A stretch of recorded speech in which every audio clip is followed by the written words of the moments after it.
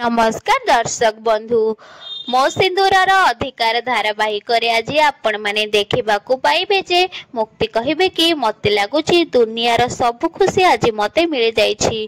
गोटे पटे मो भल पाइबा आ गोटे पटे मो भौणी नताशा मत मिल जाइए। आ मत तो लगुच जमी मु दुनियार सबुठ लकी झील।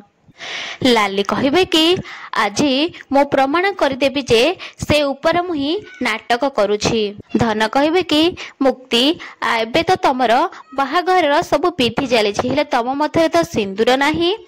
यापर लाली कहे कि किछि कथा नहीं सुंदरी आदि बाबा ही तो मथारे निज हाथ में सिंदूर लगेदेव आ देवी पाखर सिंदूर आनी लगेले ए संपर्क केही भी भांगी पारिबेनी।